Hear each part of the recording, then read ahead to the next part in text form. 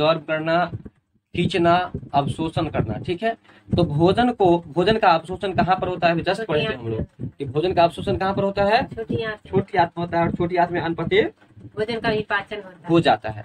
यह आहार नाल की दीवारों द्वारा शोषण होकर यह मतलब पर है, यह आहार नाल की दीवारों द्वारा शोषित होकर रुधिर मतलब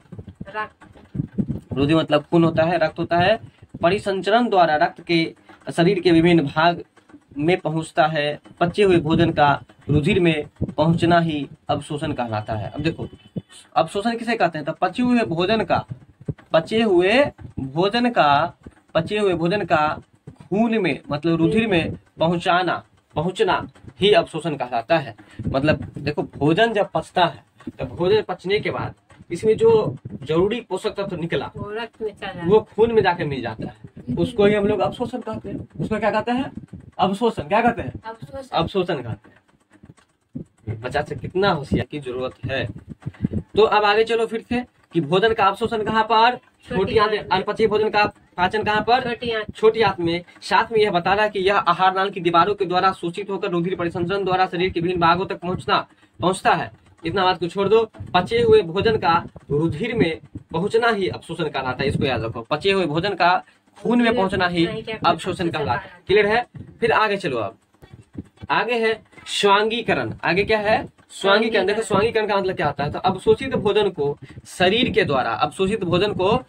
द्वारा उपयोग में लाया जाना स्वांगीकरण कहलाता है। देखो, अवशोषित भोजन को शरीर द्वारा उपयोग में लाया जाना क्या कहलाता है? स्वांगीकरण कहलाता है। अवशोषित भोजन को शरीर द्वारा उपयोग में लाया जाना स्वांगीकरण कहलाता है। अवशोषित भोजन को शरीर द्वारा उपयोग में लाया जाना स्वांगीकरण कहलाता है। बात समझ में आया कुछ? अवशोषित भोजन को शरीर के द्वारा उपयोग में लाया जाना स्वांगीकरण कहलाता है। अवशोषित भोजन को शरीर द्वारा उपयोग में लाया जाना ही स्वांगीकरण कहलाता है। अवशोषित भोजन को शरीर के द्वारा उपयोग में लाया जाना ही स्वांगीकरण कहलाता है। इसको फिर से समझने की प्रयास करो। यहाँ लिखा है कि अवशोषित भोजन, सबसे पहले अवशोषित करेगा कौन? रक्त करेगा। अरे छोटी आंत करेगा। अब देखो, छोटी आंत अवशोषण कर लेगा, और अवशोषण करने के बाद अवशोषित भोजन जो बचा मतलब पोषक तत्व को जो अवशोषण कर लेगा, खींचने के बाद शरीर के द्वारा उपयोग में लाया जाता है। मतलब अब क्लियर हो गया होगा तुमको। क्या क्लियर होगा बताओ? सबसे पहले अवशोषित छोटी आंत करता है, अवशोषित जो होता है तो अच्छा चीज सब रक्त में चल जाता है, निकल जाता है। इसके बाद जो रक्त में जाने के बाद एनर्जी के रूप में उपयोग होता है, उसको ही हम लोग स्वांगीकरण कहते हैं। क्लियर हो गया? अब आगे चलो, इसी तरह से समझ के पढ़ो। अब आगे है कि अमीनो अम्ल कोशिकाओं में पहुंचकर प्रोटीन संश्लेषण में प्रयुक्त होते हैं। प्रयुक्त मतलब प्रयोग होते हैं। अमीनो अम्ल कोशिकाओं में पहुंचकर, अमीनो अम्ल जो है वह कोशिकाओं में पहुंच करके प्रोटीन संश्लेषण में प्रयुक्त होते हैं। ठीक है, संश्लेषण मतलब होता है किसी चीज को तोड़ना, बनाना। ठीक है, तोड़ मोड़ करके बनाना। अमीनो अम्ल कोशिकाओं में पहुंचकर प्रोटीन संश्लेषण में प्रयुक्त होते हैं। अमीनो अम्ल कोशिकाओं में पहुंचकर प्रोटीन संश्लेषण में प्रयुक्त होते हैं। अमीनो अम्ल जो है ना, अमीनो अम्ल कोशिकाओं में पहुंचकर प्रोटीन संश्लेषण में प्रयुक्त होते हैं। अब आगे अमीनो अम्ल कोशिकाओं में पहुंचकर प्रोटीन संश्लेषण में प्रयुक्त होते हैं। अब आगे है कि आवश्यकता से अधिक अमीनो अम्ल यकृत में पहुंचकर अमोनिया में विखंडित हो जाता है। आवश्यकता से अधिक अमीनो अम्ल जो है ना, वो यकृत से पहुंच करके कहां पर विखंडित हो जाता है? तो अमोनिया में।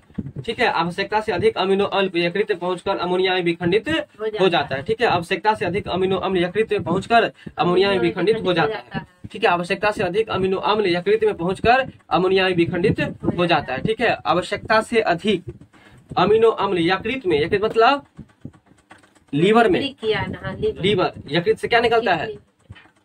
पीत। यकृत में आवश्यकता से अधिक मतलब जरूरत से अधिक अमीनो अम्ल यकृत में पहुंचकर अमोनिया का सूत्र NH3 अमोनिया में विखंडित हो जाता है, जिससे यूरिया बनता है। मतलब पेशाब कैसे बनता है उसके बारे में समझो। यूरिया मतलब पेशाब बोले थे ना, फिर अमीनो अम्ल को यूरिया में परिवर्तित। देखो, आवश्यकता से अधिक अमीनो अम्ल में पहुंचकर, आवश्यकता से अधिक अमीनो अम्ल यकृत में पहुंचता है। मतलब जरूरत से अधिक अमीनो अम्ल कहाँ पर पहुंचता है? लीवर में, यकृत में। जब वो लीवर में पहुंचता है तो वह अमोनिया में बदल जाता है। देखो, अमोनिया में क्या बदलता है? अमीनो अम्ल बदलता अमीनो अम्ल बदलता है अमोनिया में, मिलता भी जुलता भी है, नहीं जुलता है। हाँ। अमीनो अम्ल अमोनिया, यानी कि अमीनो जब शरीर में जब अमीनो अम्ल अधिक हो जाता है, आवश्यकता से अधिक हो जाता है, तो वो चला जाता है यकृत में, और लीवर में जाने के बाद वो जो था ना अमीनो अम्ल, वो बदल जाता है किसमें, अमोनिया में, और विखंडित हो जाता है, टूट जाता है, और जिससे यूरिया बन जाता है, जिससे क्या बन जाता है, यूरिया पेशाब बन जाता है। और यह मूत्र के साथ, देखो आगे क्लियर, मूत्र के साथ उत्सर्जित हो जाता है। उत्सर्जित मतलब निकालना, निकलना, उत्सर्जन मतलब निकालना।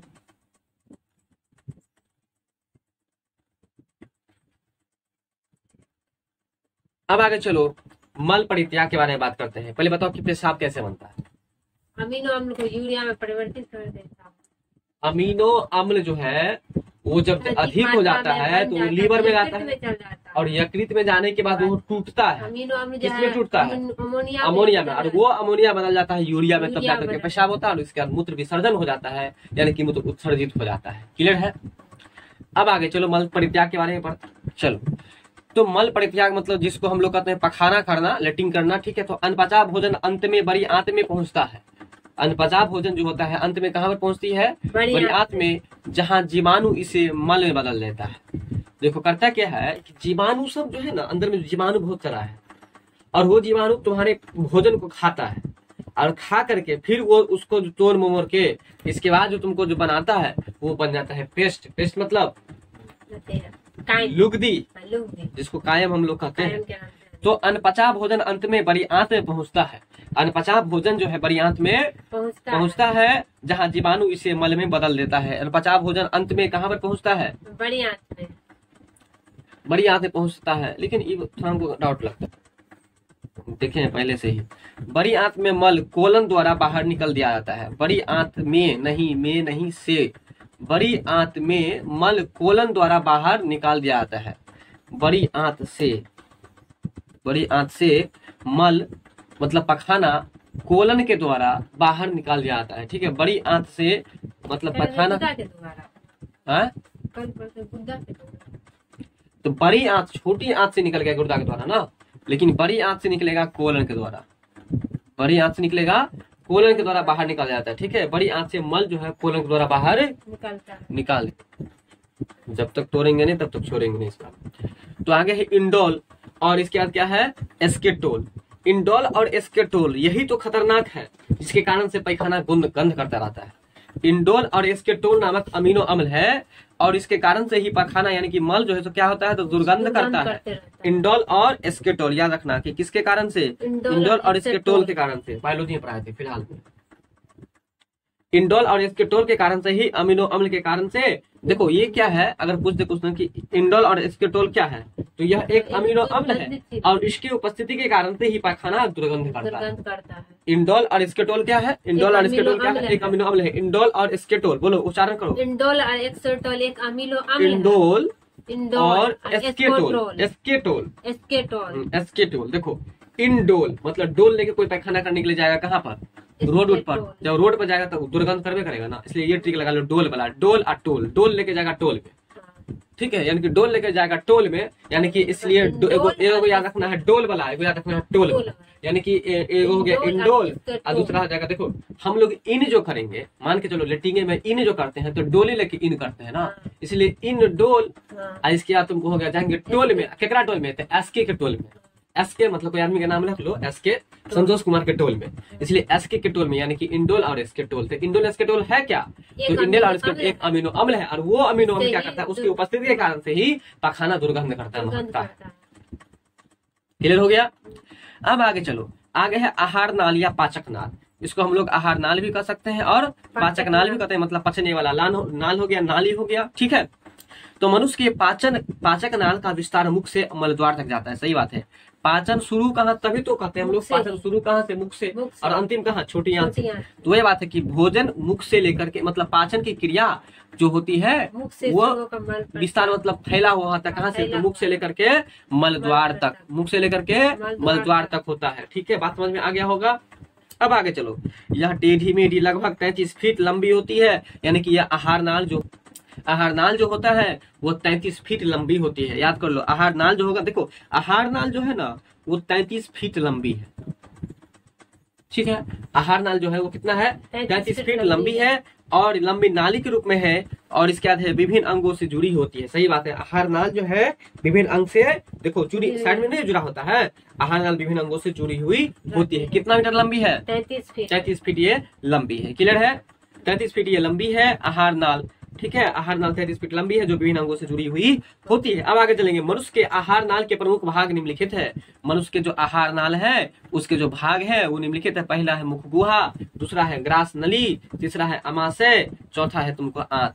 मुख गुहा, ग्रास नली, अमाशय और आंत। तो बताओ आहार नाल के भाग कौन कौन से हैं। आहार नाल के 4 भाग है, मुख गुहा है, ग्रास नली है। देखो मुख गुहा तो याद रहेगा, हाँ। ग्रास नली मतलब ग्रहण करते हैं, ये भी तुमको याद रहेगा ग्रास नली। इसका देखो ग्रहण किए तो कहाँ गया, पेट में, तो ये हो गया पेट, इसके कहा नीचे में तो आते हैं ना, तो याद हो गया होगा, थोड़ा समझ के याद करो। देखो ये जो है ये मुख हुआ, मुख क्या, देखो ये नली है, ग्रास नली ग्रहण करते हैं, इसका कहाँ गया अमाशय और छोटी आंत, याद हो गया। इसलिए आहार नाल के प्रमुख भाग कौन कौन से हैं, मुख गुहा है, ग्रास नली है और अमाशय है तथा। अब आगे हम लोग चलेंगे, तुम्हारा वाला परमानेंट नहीं रहेगा लेकिन मेरा वाला परमानेंट रहेगा। अब चलो मुख गुहा के बारे में चर्चा करते हैं। देखो मुख गुहा में क्या होता है कि मनुष्य का मुख दोनों जबड़ों में स्थित एक गुहा खुलता है। मनुष्य का जो मुख है वो दोनों जबड़ों में स्थित एक गुहा में खुलता है। देखो दोनों जबड़ों में स्थित एक गुहा में खुलता है, इसीलिए उसका नाम है मुख गुहा। ठीक है, अब चलो मुख गुहा के ऊपर भाग को तालु कहते हैं। मुख गुहा के ऊपरी भाग को हम लोग क्या कहते हैं, तालु कहते हैं। मुख गुहा के ऊपरी भाग को हम लोग तालु कहते हैं। मुख गुहा में एक मांसल भाग होता है जिसको हम लोग कहते हैं जीभ। क्या कहते हैं, जीभ, और उसी को हम लोग जीवा भी कहते हैं। ठीक है, मुख गुहा में एक मांसल भाग यानी कि मांस वाला भाग जो है जीभ है ना, ये जीभ, वो जीभ पाई जाती है जो भोजन चबाने में और उसमें लार मिश्रित करने में मदद करता है। सही बात है, भोजन को चबाने में ठेलता है कि नहीं ठेलता है, इसीलिए याद कर लेना कि मुख गुहा में एक मांसल भाग मतलब मांस वाला मतलब गुदेदार भाग, गुद्दा वाला भाग जो है वो कौन सा है, जीभ है। और वो जो जीभ है तुमको वो भोजन को उसका काम क्या क्या है, तो चबाना और लार को मिलाने में मदद करना। क्लियर है, चलो।